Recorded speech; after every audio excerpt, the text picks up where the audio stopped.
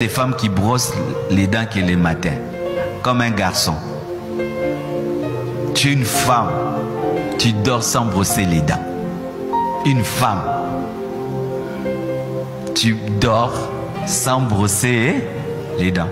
Maintenant, si tu es déjà habitué à ne pas brosser les dents, célibataire, tu penses que tu vas brosser les dents quand tu seras marié? Non. Maintenant, quand toute la journée tu as mangé des bonbons, du pondou, tout, la nuit maintenant, tu fermes la bouche pendant 8 heures du temps. Quand le matin, tu vas dire bonjour, ce sera un bonjour gazeux.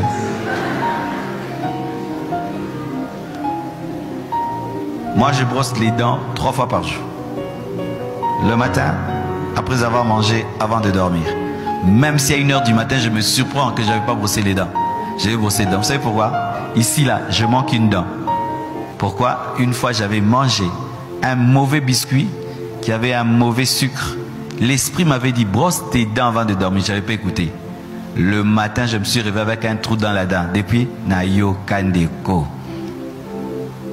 Et je vous assure, vous allez remarquer que beaucoup de fiancés s'embrassent, mais peu de mariés s'embrassent.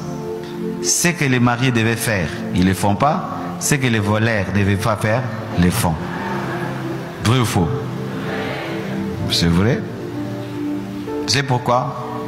Parce que les gens, les hommes et les femmes, quand tu es fiancé ou célibataire, quand tu veux rencontrer ta copine, tu brosses les dents, bonbons, chewing-gum. Tu veux que la bouche sente toujours bon. Tous les païens font ça. Les filles, quand elle est célibataire, elles veillent sur l'odeur de la bouche. Mais une fois qu'on devient maman abana, papa abana, ya et lumbate, sinabala yoti. Si on peut bon ma bisou pe si là pour que lumbeleki. Et en français pour ceux qui nous suivent. Ça, on devait prendre les lignes. Je ne sais même pas comment je vais dire en français. C'est-à-dire que les mauvaises odeurs empêchent que les gens s'embrassent. C'est ce que j'ai dit en lingala. Ok. Bonjour, bonjour la famille. Maman Bijou n'a pas présenté bino appartement la biso ezali chambre, salon, cuisine. Appartement la biso oyo tobenga kango appartement numéro 1. Maman Bijou a lobi tal bota la bino monde to sali appartement la biso ngebunge. Bota l'appartement la biso ndenge komi. Appartement la biso oyo ezalaka na Matonge na Irebu A37. Appartement la biso ya chambre, salon, cuisine. Bota ndenge ekomi ngebu. Mama Bijou lobi to bongisi yango pona bino bana ya poto. Bana mokili mobimba appartement la biso ya chambre, salon, cuisine. Bota ndenge ezali kitoko. Mama Bijou lobi kokende na o musika te contacter nga pona appartement oyo okozala jamais desi. Na kati appartement la biso tozali na douche debout ya kitoko, toza na cuisine ya munene. Chambre la biso ezali chambre ya lit de 2 personnes. Mama Bijou lobi benganga ozwa osala réservation na yo na appartement oyo okozala jamais desi. Même ligne ekosa, inter ekosa, oyo vraiment la talu kaka ya mukie pamba. Mama Bijou lobi benganga okozwa appartement oyo eza na Matonge na Irebu A37. Appartement la biso air moko komaka 2 chambres, salon, cuisine. Chambre bomoni ba porte mi balé lobi na ko filmer le bino partie 2 na ko kota na kati ya chambre et puis na ko filmer le bino lisusu cuisine nango. Awa ezali première chambre, deuxième chambre nango eza na sima ya rideau oyo. Na kati ya 2 chambres na biso toza na ba toilette, ba douche debout ya propre ya kitoko. Na kati ya chambre oyo bozomona oyo ezali na télévision, eza na frigo, eza climatisé, ndenge moko pe lisusu awa. Soko lingo zwango 2 chambres, salon, cuisine, to fungoli tous les 2 portes. Soko lingo zwango chambre, salon, cuisine, to ko fungolela yo chambre oyo moko et puis to fungoli yo cuisine kuna. Appartement la biso eza na salle à manger. Appartement la biso ezali na bakiti yango ya kitoko, ba divan na biso.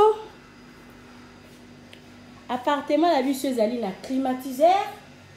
appartement na biso totiaka ventilateur au cas où topelisi groupe tolinga bato ba utiliser ba ventilateur.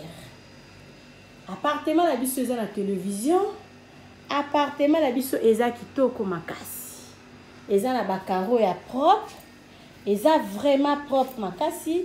Maman Bijou alobi bozala toujours branché, bosala ba réservation na bino tozalaka na 7 places, ba place na biso ezalaka ya kotonda. Et puis lisusu nini tozala biso kaka na 2 appartements oyo ezalaka na cuisine na kati.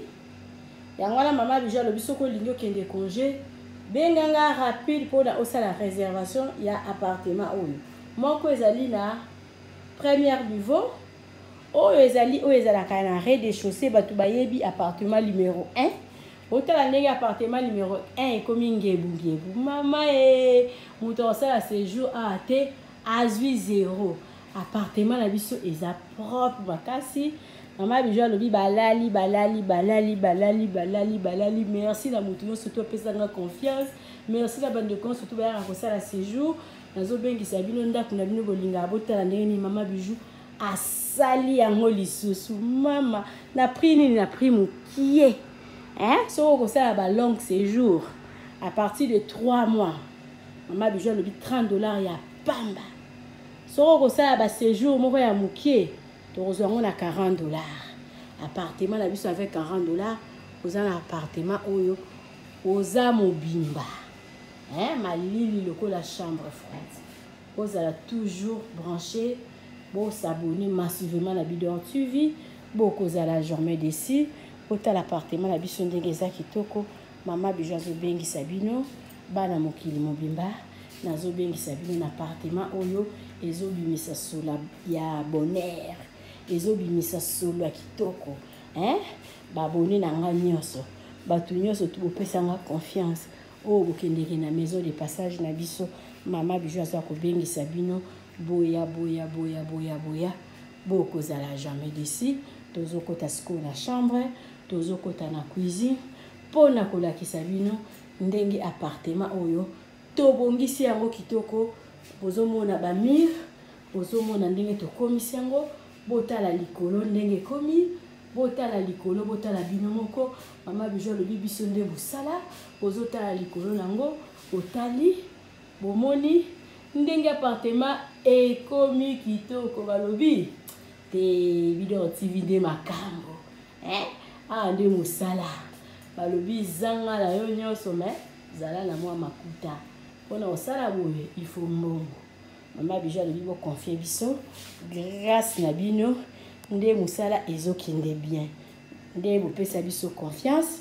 Merci na bao babanda na biso tango mire oyo bozomona ezalaka jaune. Botala lelo ndenge ekomi grâce na bino mosala Maman Bijou do ezokende kitoko. Merci nazozela appel na yo, tala numéro na nga na suka, benganga sala réservation ya place na yo ya kovanda. Bomona siku cuisine nango et puis bozomona chambre nango. Soki bolingi 2 chambres salon cuisine kaka bino. 2 chambres nango ezali appartement numéro 2 nde komaka 2e chambre ya appartement numéro 1. Donc soki mutozui appartement numéro 2 ezali chambre simple. Soki ozui appartement numéro 2 ezali chambre salon cuisine. Soki olingi bofungolela yo appartement numéro 2 oyo ezali awa basangisi yango na appartement numéro 1 esalaka 2 chambres salon cuisine. Wana eza mpona bato bayaka famille ozoya na bana na yo na kine kobukana te, benga Maman Bijou sala réservation à place oyo okozala jamais d'ici. Toza na groupe na biso, toza na citerne oyo totiaka réservoir ya mai. Sécurité ezali assurée. Tokota na chambre et puis tokota na cuisine. Toza na erebu bato minene bayaka bato bauta bapoto bilo kitoko ezawa.